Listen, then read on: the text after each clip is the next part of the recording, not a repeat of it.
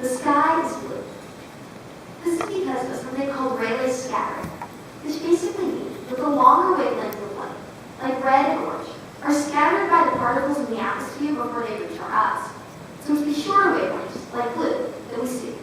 And so the sky looks blue to us. Usually. Sometimes though, like when the sun is low in the sky, the light is farther away, so it has to travel farther to reach us. In those situations, the longer wavelengths, like red and orange, are the ones that reach us, like at sunrise and sunset. And on other planets, the atmosphere is different and made up of different gases. The types of gases determine the types of particles in the atmosphere, which determines how light is scattered. So the sky could be red or green or violet, just depending on where you are. So, slightly edited fact. The sky usually appears blue to us, but that's dependent on the atmosphere, the time of day, where you're standing, and sometimes even who you are. Because someone who's colorblind will see the sky differently, will see the color blue differently than the way that I would see it. Oscar Wilde said, "The truth is rarely pure and never simple." So when we ask ourselves the first question of the four-way test, is it the truth? We have to recognize that the truth is not the same for all people, that my truth may be different from the truth of someone else. And in doing so, we have to realize that irrefutable facts to us, such as the sky is blue, may actually be dependent on our perspective. The four-way test of the things we think, say, and do is valuable specifically for that reason, because it asks us to view the world from the perspective of others.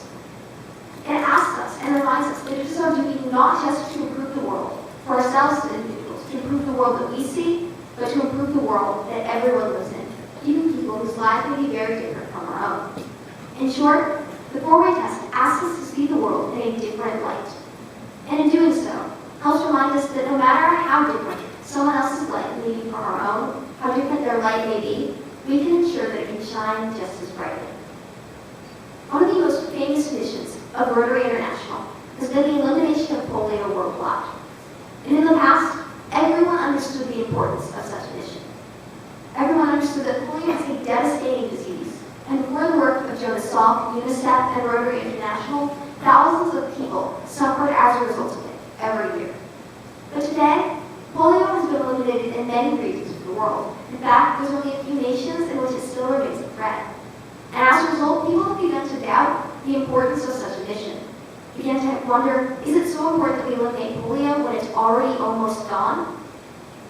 We've never had a better demonstration of why that's the case than in recent weeks with the outbreak of measles.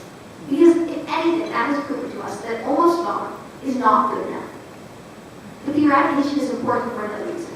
Because it's not just about our safety in the United States.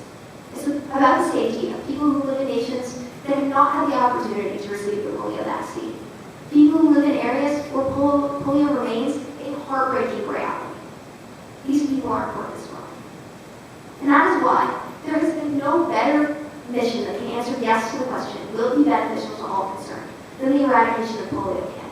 Because not only will it ensure that we are safe in the United States, the people in the developed world are safe, but it will ensure that even people who live thousands of miles away from us, millions of miles away from us, can live a life that's free from a fear that we can't possibly imagine.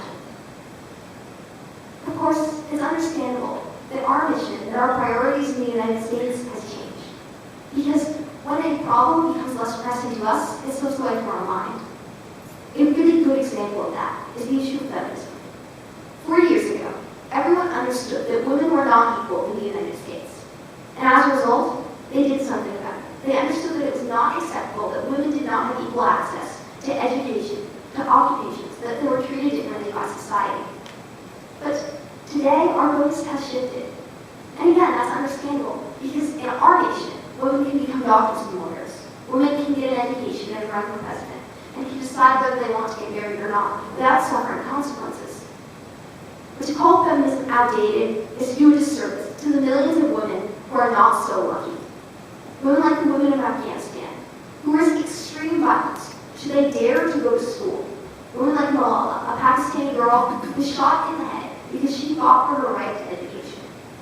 There are women in the world who are treated as these servants of their husbands, who can't dare to go outside unless they have their faces covered, because they will be punished as a result.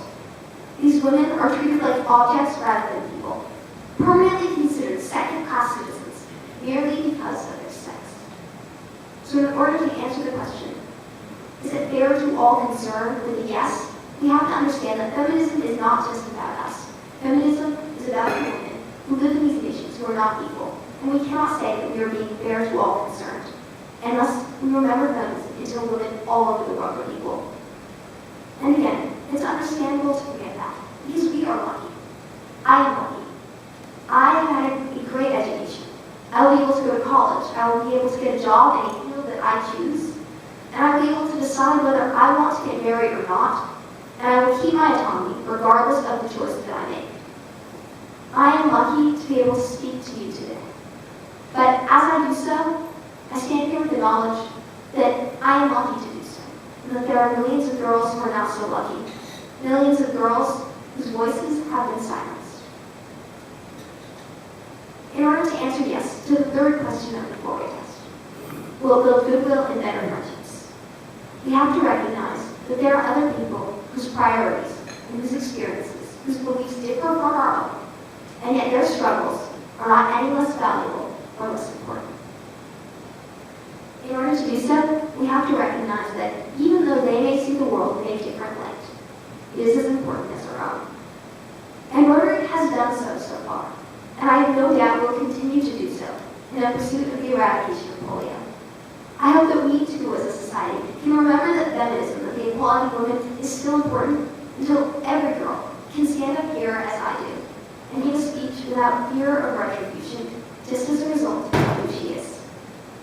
My sky is blue, but that is not true for everyone. And with the four-way test, and with the opportunities that we have the ability to ensure that a brighter light shines on us all.